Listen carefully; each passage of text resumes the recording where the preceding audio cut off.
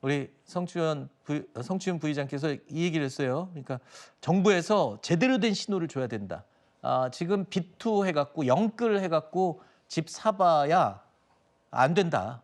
좀 더 안정되면 살 수 있다라는 심리를 가질 수 있도록 혁신적인 파격적인 대책을 내놔야 된다. 근데 그게 마땅치가 않은 것 같습니다. 지금 말씀하신 이 내용 좀 더 안정되면 집 사라라고 얘기했다가 지금 구설에 오른 인물이 있죠. 바로 국토부 제1차관입니다. 국민의힘은요, 바로 이 부분을 파고들면서 여당을 공격하고 있습니다. 장동혁 대표가 직접 진두지휘까지 하고 나섰는데요. 부동산 정상화 특별위원회를 가동했습니다. 그러면서 여당을 위한 공세 수위를 높이고 있습니다. 특히 이번에 이 강력한 부동산 정책을 주도한 핵심 인물들, 고위 인사들이요, 한 4명 정도가 다주택 보유자 또는 심지어 갭 투자를 통해서 수십억 원대 아파트를 보유하고 있는 것도 확인이 됐습니다. 자, 이쯤 되면 서민과 청년을 농락하는 게 아니냐라는 게 지금 국민의힘의 비판의 목소리입니다. 국민의 삶과 동떨어진 586 정권의 위선자들이 자행한 잘못된 사회주의 경제 실험이 주거 사다리를 번번이 걷어찼습니다. 여당 원내대표부터 국토부 차관까지 정작 자신들은 갭 투자의 사다리를 밟아 부를 축적하고 주요 지역의 부동산을 가지고 있습니다. 지금 제 뒤에 백드롭에 쓰여 있는 것처럼 국민에게 나는 되고 너는 안 된다며 윽박지르고 있는 것입니다. 국민의힘이 주장하는 사다리 걷어차기라고 하는 이러한 왜곡된 공포감 조장이야말로 서민과 실수요자의 주택 마련의 꿈을 날리는 것이다. 저겁니다. 장동혁 대표가 백드롭이라고 말하는, 그러니까 뒤에 붙이는 최고위원들 앉아있는 자리에 저렇게 벽에 붙이는 현수막이죠. 나는 되고 너는 안 된다. 뭐 얘기하는지 아시겠죠? 지금 여당의 이 부동산 대책, 정부와 여당의 부동산 대책, 또 이를 주도한 고위급 인사들의 아파트 보유 현황을 비꼬는 그런 말입니다. 저 백드롭이라는 거는 그 해당 정당이 주로 모토로 그 시기에 내세우고 있는, 기치를 걸고 있는 말들을 저렇게 각오처럼 내뱉습니다만, 자, 문구가 담긴 현수막까지 내건 걸 보면 저거 백드롭이라는 거는 쉽게 교체 안 하잖아요. 그럼 지금 지방선거 몇 개월 안 남았습니다. 한 7개월, 8개월 남았는데 그때까지 저 백드롭으로 가겠다는 거잖아요.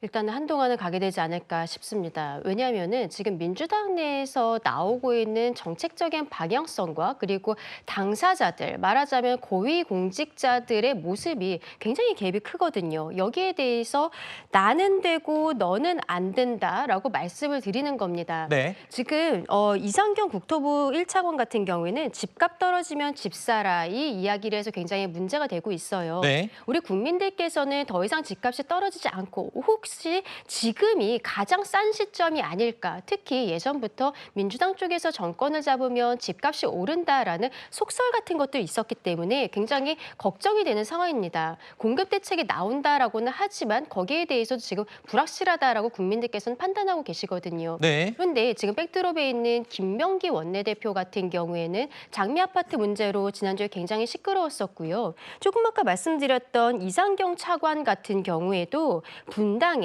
이번에 토어제 신규 지정이 되었거든요.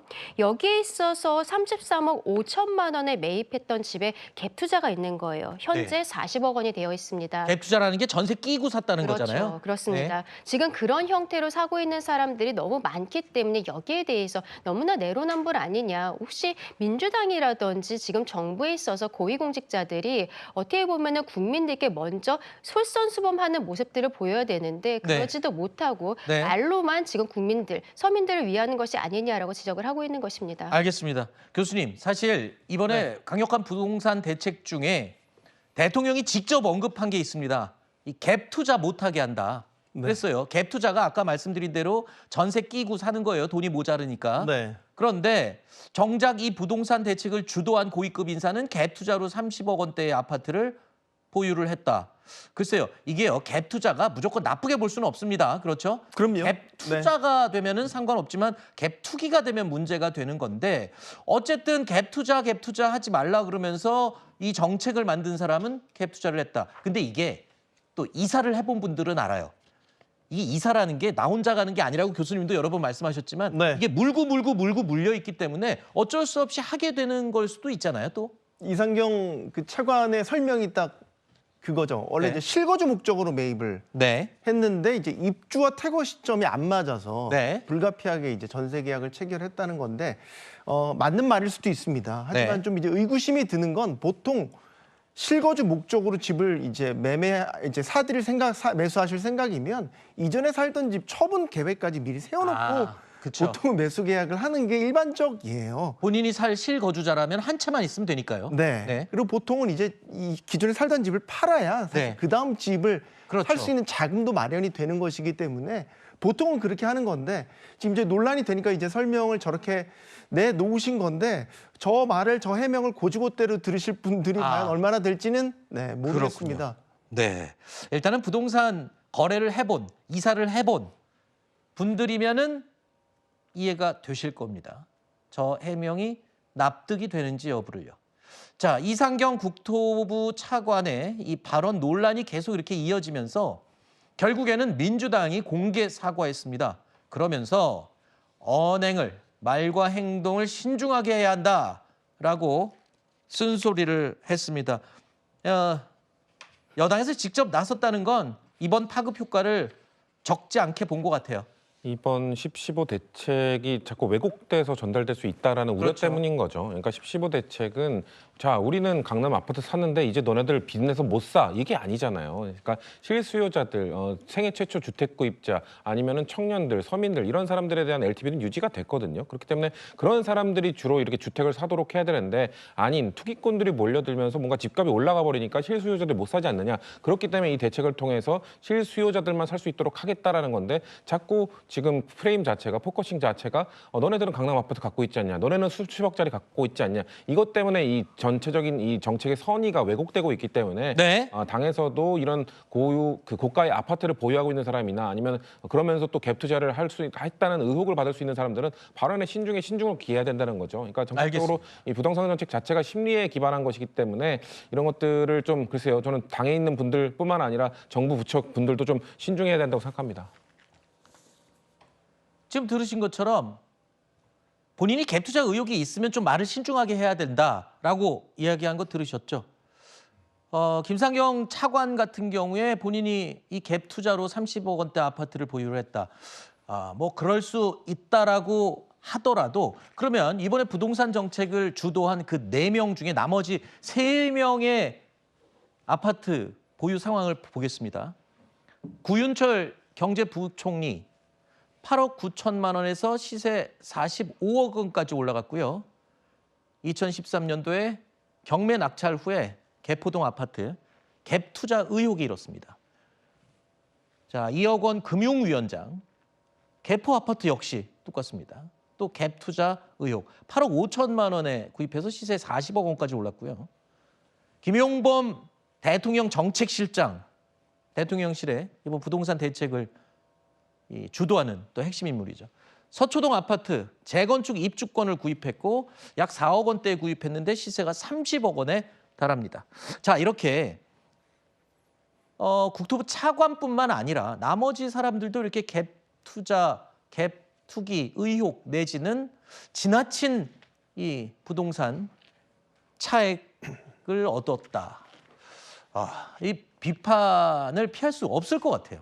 그렇죠. 그러니까 이게 아파트 갖고 있는 게 무슨 죄냐가 아니라 네. 지금 대책으로 막고 있는 내용들을 이미 다 본인들은 한 게 아니냐, 사다리 걷어차기 아니냐. 그렇죠. 그래서 아까 국민의힘 백드롭이 나는 되고 너는 안 된다가 바로 이런 지점을 말씀드리는 겁니다. 그리고 심지어 문진서 원내수석 부대표 같은 경우에는요. 모든 서민이 빚내서 집 사진 않는다. 이런 이야기도 했거든요. 그런데 서울에서 아파트 한 채를 그냥 본인이 가지고 있는 돈으로 살 수 있는 사람이 서민이라고 할 수 있을지도 모르겠습니다. 그리고 김병기 원내대표의 잠실 아파트 갭 투자 논란에 대해서도 김병기 원내대표가 어떻게 보면 잠실 아파트를 매도를 하고 지금 지역구 전세로 살고 있는 동작의 아파트를 매수해서 살면 돼요. 그런데 장미 아파트가 지금 재건축 호재가 있기 때문에 팔지 못하는 것이 아니냐라는 지적들이 있는 것이거든요.